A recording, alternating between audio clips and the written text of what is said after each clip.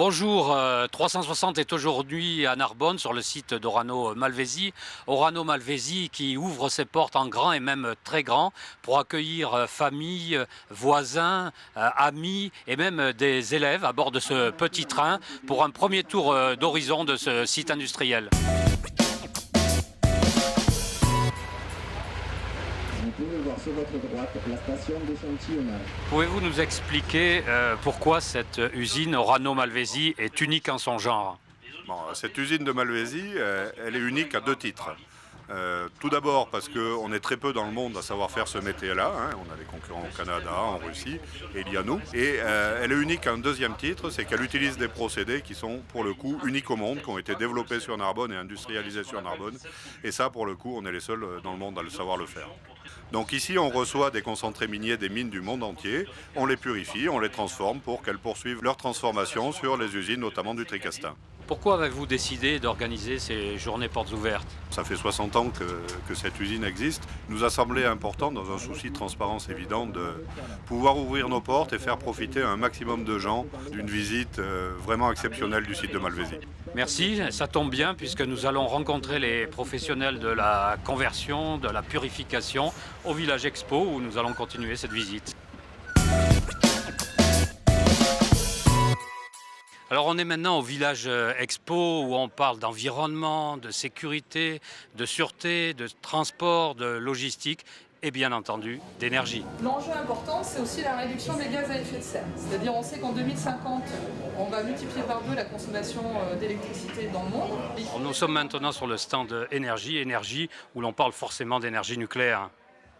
Pas que nucléaire, on parle de toutes les énergies bas carbone parce qu'on aura besoin de nucléaire et on aura besoin de toutes les énergies renouvelables, tout simplement parce que l'équation elle est simple. En 2050, on aura besoin de 2 fois plus d'électricité et il faudra produire 2 fois moins de CO2. Donc on aura besoin de toutes les énergies bas carbone et forcément du nucléaire. C'est toujours positif quand on peut présenter nos activités, présenter nos métiers et puis répondre aux questions du grand public qui est toujours intéressé par ce que l'on fait. Celui-là, qui permet de tourner sur lui-même. Là, les élèves ont été absolument enchantés de voir le fonctionnement du robot. Ils ont été très intéressés par ses performances techniques et je pense que ça leur ouvre un éventail intéressant sur tous les métiers qui sont autour du nucléaire.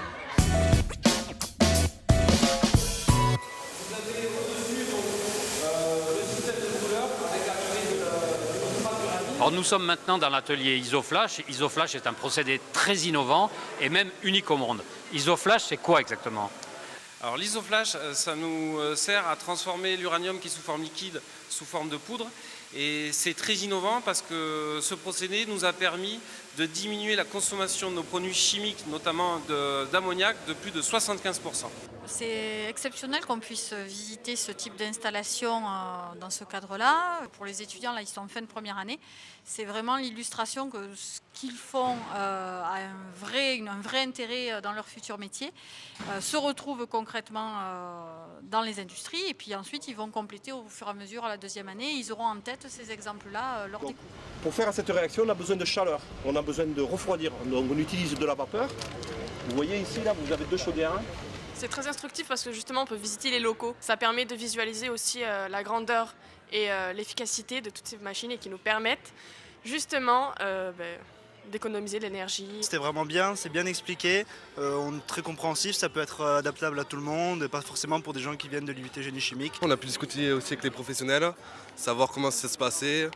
On a vu un peu toutes les étapes du procédé. En étant en première année, on peut déjà à présent viser à passer nos stages et tout ici pour la deuxième année. Donc du coup, c'est vraiment intéressant. C'est sur ce bilan déjà très positif que se termine ce numéro 360 consacré aux journées portes ouvertes à Malvézy et un public qui continue à affluer ici.